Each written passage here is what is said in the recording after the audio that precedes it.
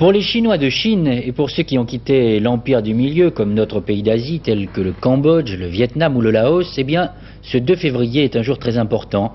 Il marque en effet le début de l'année du rat, ce petit animal qui nous fait si peur, mais qui pour les Asiatiques est le symbole de la prospérité, notamment. Il est aussi au centre de multiples légendes et il est un signe du zodiaque chinois. Ainsi, à Pékin et ailleurs, en Chine, des millions d'hommes et de femmes se disent « bonne année » aujourd'hui. 1 milliard de Chinois fêtent en ce moment l'année du rat. Le rat, premier animal emblématique du zodiaque chinois. D'un côté, il incarne la richesse, la prudence, la vivacité. De l'autre, la cupidité, la poltronnerie et l'égoïsme. Bénéficiant d'un congé exceptionnel d'1 mois, pour des millions de Chinois, ce nouvel an est l'occasion de se marier en Chine.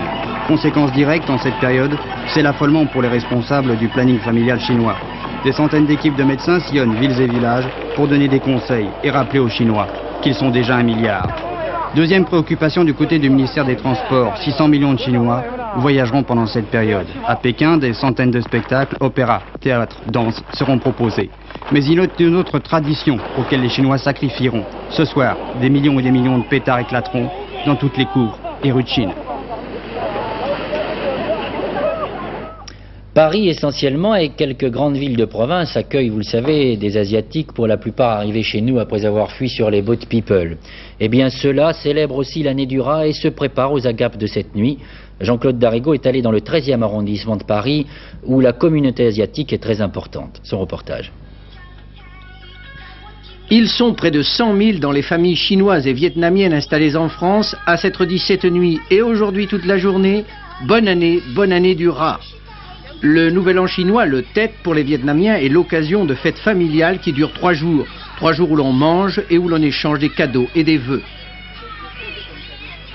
À la fin du mois, on fait la cérémonie et puis, c'est-à-dire, on fait la prière pour demander, c'est-à-dire, au Dieu de nous aider, la prospérité, la santé pour les familles et pour le travail, quoi. Vous savez que c'est l'année du rat cette année. Oui. Qu'est-ce que ça veut dire pour vous? C'est l'année de la prospérité. Dans ce coin du 13e arrondissement de Paris, appelé sympathiquement Chinatown, la plupart des boutiques sont fermées pour permettre à tous de fêter dignement 1984. Toutes les familles, tous les frères, tous ensemble pour à la table le premier jour. Ouais. Et est-ce qu'on a mangé quelque chose de spécial dans les maisons? Oui, c'est ça, ouais, c'est spécial. Ça, c'est le gâteau, le coco, il y en a gâteau mélangé là, pour dans le nouvel an. Pour gâteau de nouvel an. Oui. Dedans, il y en a le lotus.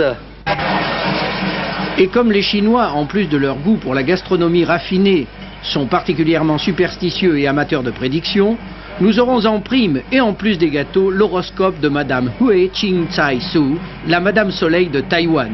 Si vous êtes sous le signe du rat, nous révèle-t-elle, une année exceptionnelle s'annonce pour vous, avec de la santé et de la promotion dans l'air. Un agréable programme en perspective.